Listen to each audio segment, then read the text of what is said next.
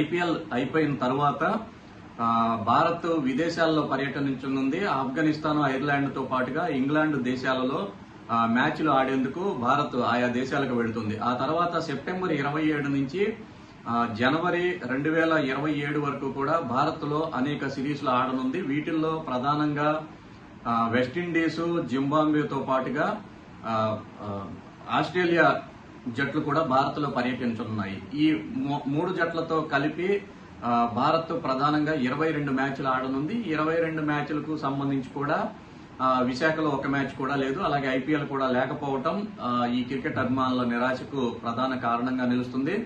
ముఖ్యంగా చెప్పుకోవాలనుకుంటే ఈ ఏడాది జనవరి 27, 28 తేదీల్లో న్యూజిలాండ్ తో జరిగిన T20 మ్యాచ్ ఆఖరి మ్యాచ్ గా విశాఖలో జరిగిందని చెప్పుకోవచ్చు.